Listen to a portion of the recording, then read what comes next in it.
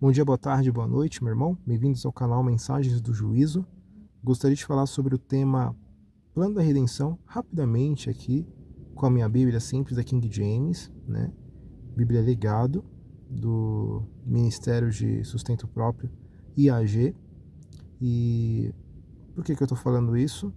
Justamente para você ter uma base, né? Que a tradução das quais nós devemos usar deve ser direto do grego, direto do hebraico, né? Existem traduções modernas que distorcem o texto e ainda tem elementos, até mesmo na King James, da Vulgata Latina. Então nós precisamos filtrar todas essas informações para que possamos compreender com profundidade o texto bíblico. Falando sobre o plano da redenção, meu irmão, minha irmã, o que isso significa para nós hoje? Abra sua Bíblia lá em Jó, capítulo 9. Jó está falando que ele não tem um mediador. Na verdade, Jó está confessando que a justiça de Deus. Olhemos aqui, nesse exato momento, para o verso 20. Olha o que Jó responde para o seu amigo Bildade, porque no capítulo 8, Bildade, um dos seus 3 amigos, está falando que Jó precisa se arrepender. E Jó responde aqui, no verso 2. Eu sei que isso é uma verdade, mas eu quero me focar agora no verso 20. Nesse contexto, se eu me justificar, dizendo ele para o seu amigo, a minha própria boca me condenará. Se eu disser, eu sou perfeito, ele também me provará perverso. Ainda que eu fosse perfeito, ele dizendo para Bildade, contudo, eu não conheceria minha alma. Ele está dizendo que ele não é Deus para conhecer a própria alma, ele desprezaria a própria vida. Então, meu irmão e minha irmã, Jó está fazendo uma separação aqui. Deus é Deus, o homem é homem. E a pergunta que ele faz aqui, respondendo Bildade, eu sei que isso é uma verdade, eu preciso me arrepender, mas como deveria o homem ser justo com Deus? Se quiser contender com ele, não poderá lhe responder uma entre 1000 razões. Homem é homem, Deus é Deus. Ele é sábio no coração e poderoso em força. Quem se endureceu contra ele e prosperou? O qual remove os montes, lembrando que os montes, dentro do contexto profético, tem a ver com impérios, ou seja, ao qual remove impérios, sem que os saibam, ou que os derrubam na sua ira, que sacode a terra do seu lugar, e os seus pilares estremecem, que comanda o sol, e ele não sai, e sela as estrelas, que sozinho estende os céus, e pisa sobre as ondas do mar, que fez a Ursa, a constelação, Ursa Menor, fez o cinturão de Órion, e as Pleiades, e as câmeras do sul, e o verso 10, onde eu me estaciono para focarmos no tema Plano da Redenção, que faz grandes coisas, longe de se descobrir, sim, e maravilhas sem número. O amigo de Jó, um outro amigo, ele vai dizer a mesma coisa. Vamos para o capítulo anterior, capítulo 5, verso 9. O qual faz coisas grandes e inescrutáveis, coisas maravilhosas e sem número. Lá na frente, Eliú também vai dizer a mesma coisa. Outro amigo, além dos 3, aparece Eliú. É o último que vai ali falar algumas palavras para Jó antes que Deus se manifeste. Então vamos lá no capítulo 37 de Jó. Capítulo 37 de Jó, verso 5. Olha o que está dizendo Eliú. Deus troveja maravilhosamente com sua voz. Grandes coisas ele faz, as quais não podemos compreender. Então, o plano da redenção está dentro desse pacote, meu irmão. Do que Jó disse sobre grandes coisas, do que Eliú disse e sobre o que ele faz disse. Deus troveja maravilhosamente com sua voz, grandes coisas ele faz. Então, o plano da redenção está dentro desse pacote. Vamos compreender agora o plano da redenção. Abra sua Bíblia agora em Hebreus 13, verso 11, 12 e 13. Olha o que está escrito aqui. Porque dentro do plano da redenção, tá ok? Vamos entender isso com profundidade. Verso 11. Porque os corpos dos animais, cujo sangue é trazido ao santuário pelo sumo sacerdote em razão do pecado, são queimados fora do campo.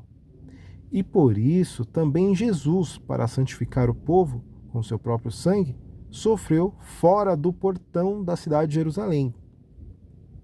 Verso 13: Saiamos, pois, ao seu encontro fora do campo.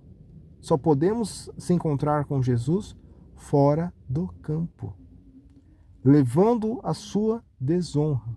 Ou seja, quando passamos pelas águas batismais, quando reconhecemos Jesus, nós estamos fora do campo.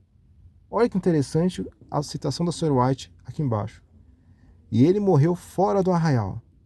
Assim como Adão e Eva foram banidos do Éden por transgredir a lei de Deus. Lembrando que não foi apenas Adão e Eva que foi banido do Éden. Satanás e seus anjos também foram expulsos. Nós vamos ver futuramente sobre isso. O plano da redenção é profundo, meus irmãos. Cristo devia sofrer fora dos limites do santo lugar. Ele morreu fora do arraial, onde criminosos e assassinos eram executados. Ali ele pisou sozinho o lagar, suportando a penalidade que devia ter caído sobre o pecador. Agora vamos entender a profundidade desse tema relacionado quando esse plano foi elaborado. O plano de redimir a humanidade. Será que é só isso mesmo que está em xeque? Vamos avançar. Abra sua Bíblia agora em 1 Pedro, capítulo 1, verso 18 seguintes. Olha o que vai dizer aqui referente ao plano da redenção. Estamos se aprofundando em uma dessas coisas grandes e maravilhosas, insondáveis, que só pode vir da parte do Criador, de Deus, tá ok? Olha o que está escrito aqui. Porquanto vós sabeis que não fostes redimidos com coisas corruptíveis, com prata ou ouro, de vossa vã maneira de viver, a qual recebestes dos vossos pais, mas com o precioso sangue de Cristo, como de um cordeiro sem defeito e sem mancha. E o verso 20, o qual foi verdadeiramente predestinado antes da fundação do mundo, repito, antes da fundação do mundo, antes que o mundo fosse mundo, Jesus Cristo foi verdadeiramente predestinado, porém manifestado nesses últimos tempos por vós, como está dizendo aqui Pedro. Outro texto para salientar esse ponto do plano da redenção. Efésios capítulo 1, verso 4. Vou ler do verso 3. Olha o que Paulo nos diz. Bendito seja o Deus e Pai de nosso Senhor Jesus Cristo, o qual nos abençoou com todas as bênçãos espirituais, nos lugares celestiais, em quem? Em Cristo. Conforme ele quem? Conforme o Pai nos escolheu, nele quem? Em Cristo. Vou repetir. Conforme o Pai, ele nos escolheu nele, em Cristo, antes da fundação do mundo. Antes que o mundo fosse mundo, o Pai já tinha nos escolhido no seu Filho, que devemos ser santos e sem culpa diante dele em amor. Em amor. O espírito da lei é o amor. Ok? Vamos avançar. Agora vamos para um texto muito conhecido e vamos fechar essa primeira parte aqui, falando sobre o plano da redenção. Agora, salientando as palavras do nosso Senhor Jesus em João 3,16. Ressalto, palavras do nosso Senhor Jesus. O próprio Senhor Jesus está dizendo, porque Deus amou tanto ao mundo que ele deu o seu Filho unigênito para que todo que nele crê não pereça, mas tenha a vida eterna. Vamos entender aqui, pelas Sagradas Escrituras, o livro guia do julgamento da casa de Deus. Vamos entender aqui que o Pai, a hora que o Pai faz, o Pai, Deus, Pai, amou tanto ao mundo que deu o seu Filho unigênito. Para quê? Para nos perdoar. Olha que interessante. Dentro do plano da redenção, o Pai nos perdoa, o Filho paga o preço, porque o Pai nos deu o seu Filho, para que todo que nele crê não pereça, mas tenha a vida eterna. E quem nos convence disso é justamente o poder do Espírito Santo. É o Espírito Santo que convence o mundo. Do quê? Avancemos. Novamente as palavras do nosso Senhor Jesus Cristo em João 16, versos 7 e 8. Todavia digo a verdade, convém-vos que eu vá, porque se eu não for, o Consolador não virá a vós, mas se eu for, eu vou-lhe enviarei. O nosso Senhor Jesus Cristo está dizendo que a promessa do Espírito Santo que convence o mundo só virá depois que ele pagar o preço. Então ele precisava morrer na cruz do Calvário para que esse poder pudesse vir sobre a vida do indivíduo. E quando ele vier, convencerá o mundo do quê, meus irmãos? Do pecado e da justiça e do juízo. Lembrando, esse plano, ele foi concebido e elaborado, como nós vimos em Efésios 1:4, em 1 de Pedro, capítulo 1, verso 18 ao 20, antes que o mundo existisse, antes que o mundo fosse mundo. Deus já tinha esse plano de amor para cada um de nós. E aqui encerra essa primeira parte. E agora vamos fazer um hiato para ir para a segunda parte sobre o plano da redenção. Fazendo aqui um breve resumo. Lembramos que lá em Jó está mostrando grandes coisas que somente Deus pode fazer.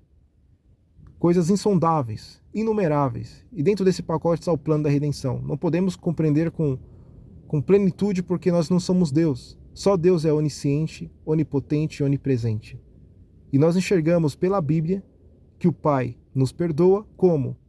Através do seu Filho, que paga o preço pelo pecado por nós, algo que nós não poderíamos fazer. E por fim, o Espírito Santo nos convence de tudo isso, do pecado, da justiça e do juízo. Concluindo aqui essa primeira parte.